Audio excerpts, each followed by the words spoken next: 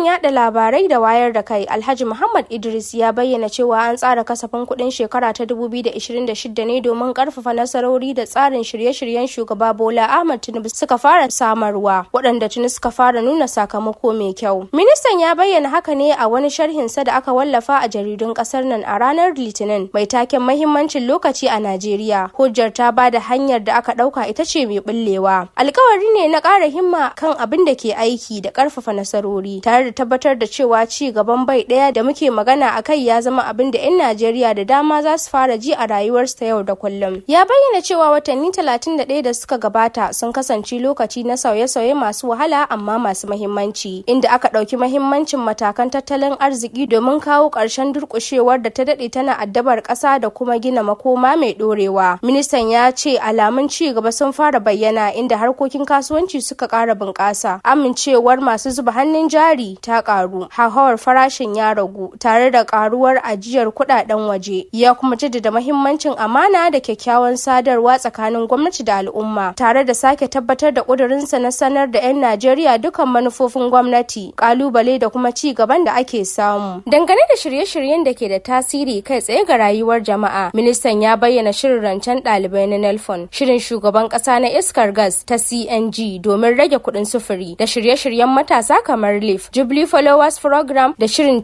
3MTT. Ya kuma ce ana ci gaba da ƙoƙarin magance ƙarancin abinci ta hanyar sake zuba jari a bankin manoma da samar da injinan zamani. A bangaren more rayuwa, Idris ya ambaci manyan ayyuka kamar ginin babban hanyar gabar teku, hanyar Sokoto zuwa Badagiri, bututun iskan gas ta AKK da sabbin ayyukan jirgin ƙasa da ake sa ran za su rage farashi da kuma ƙarfafa haɗin kai a faɗin ƙasa. Game da tsaro, ministan ya ce gwamnati na ƙara ɗaukar jami'ai, inganta kayan aiki da kuma ƙarfafa haɗin gwiwar ƙasashen waje. Ya kawo misalin cewa ɗaliban da aka sace kwanan nan a jihohin Kebbi da Neja a matsayin shaida ta sabon ƙuduri da mayar da hankali kan batun tsaro. Duk da haka, ya amince cewa 'yan Najeriya da dama suna fama da wahalhalu, amma ya tabbatar da cewa gwamnati na ƙoƙarin hanzarta kawo ɗauki ta hanyar ci gaba da aiwatar da gyare-gyare. Ya yi kira ga jama'a da su ɗauki gina ƙasa a matsayin wani nau'i da ya rataya akan wuyan kowa, su shiga tattaunawa mai amfani tare da ƙin yarda da yaɗa labaran ƙarya. Ministan ya yaba wa shugaban ƙasa Tinubu bisa jagoranci mai natsuwa da